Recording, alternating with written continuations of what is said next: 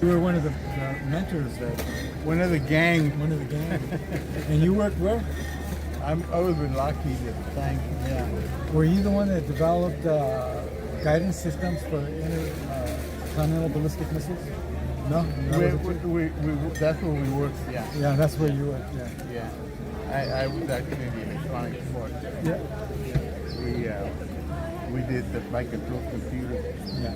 And they had little bitty parts we developed with the circuits for that. Yeah, no, I remember. And then Mauro made a deal out of it, like, and what are they going to be used for, right?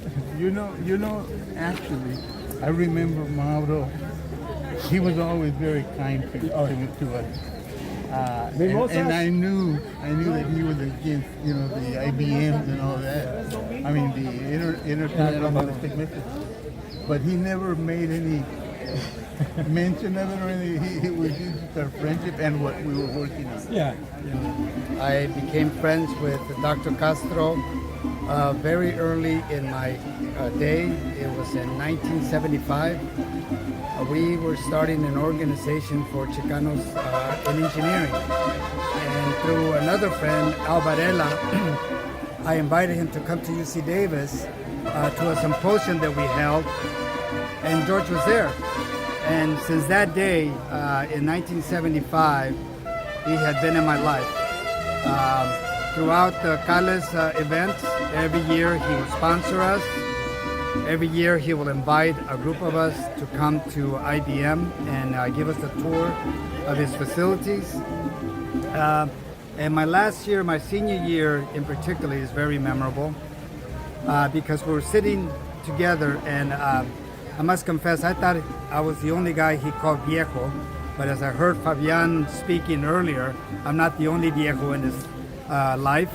I'm sitting next to him having lunch at the IBM facility, and he says, "Oye, viejo," he says, "does anybody of the graduates want to go to grad school?" And I go, "Oh, no, Dr. Castro, I think we all took jobs. I had just accepted a job with Pacific Telephone and Telegraph, doesn't exist anymore."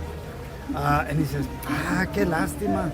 And I go, "Why?" He goes, "I got a full ride to any university, to anybody that wants to get a master's or a PhD." And I go, "Really?" And he says, "A full ride." He goes, "Yeah." He goes, "That could be Stanford, Harvard, Yale, any place. It doesn't matter. IBM will pay for it." And I go, "Really?" He goes, "Yeah." He goes, "Well, I'll take it." And I go, "I thought you just told me you were going to work for Pacific Telephone and Telegraph." And I said, "Yeah, but I'll apply to graduate school." He says, "Oh, so you haven't even applied to grad school?" I said, "No, but I will." And he goes, "I'll tell you what, viejo, you get yourself admitted, that scholarship is yours." And now I'm a proud Stanford alum from our class of '79. So, and ever since then, I continued to look to him for mentoring, for guidance. And as Fabian said, he didn't like to be called a mentor. He liked to call me viejo. I called him Dr. Castro. And one of the happiest days in my life was probably the day that him and B and my wife Jerry and I got to play golf together in Los Lagos. And that was probably one of the nicest memories I have with George. But I love George. I high respect for him, and I'm sure I'm only one of thousands of Chicanitos. Yeah. What do you do now? I'm retired now. You retired from? So I worked for IBM for 22 years. There was no obligation to work for IBM, even though IBM did pay for my Stanford master's degree. I worked for them for 22 years. What did you do? I'm a mechanical engineer, so I work in machine design. So I did product design. I got into management very early in my life. I became an executive. I went to work for a company named Seagate, a competitor. Worked for them for 7.5 years. And actually in 2007, I retired because of my wife was having some health issues. And I decided that I better focus on the right thing. And we came from Colorado, where I was with Seagate, back to California. And We bought this nice ranch, a 5-acre ranch that we put a vineyard in, so now I'm a grape farmer. In fact, this Saturday we're picking grapes. Come and help.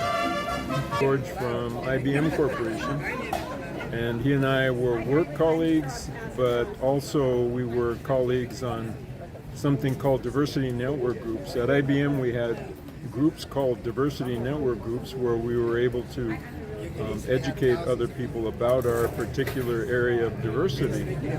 And he's the one that gave us inspiration to actually start our first IBM diversity network group for Latinos. So I have that context as well as the friendship that we had for so many years. He was such a big help to me technically and professionally, but also a dear friend. What is your background, Bob? My background is engineering. And where did you go to school? I went to San Jose State. Are you a San Jose native? I am a San Jose native. Where'd you go to? From elementary up? Yeah, oh boy.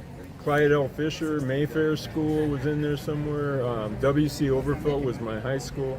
And then San Jose State, so I majored in engineering, but also had 2 minors, one in mathematics and the other one in business. What years were you at San Jose State?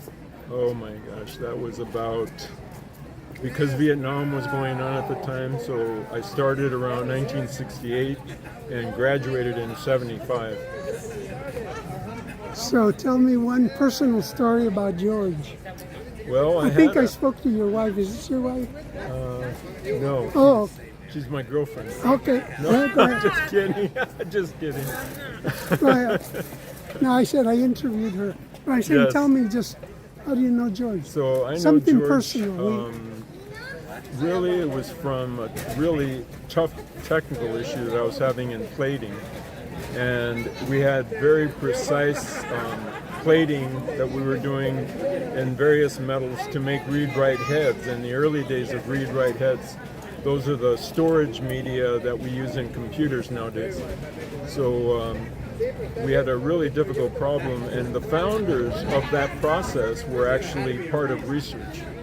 And so I was able to enlist the help of him and his team and worked with the people here in San Jose as well as the people in New York.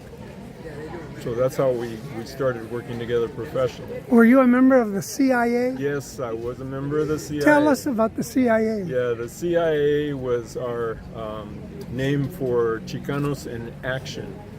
And part of that was making sure that we were all on top of our skills, so not just technical skills, but we also looked at communication skills, being able to speak, write professionally, and all of the things that it took to be at the top of your game in the technical fields.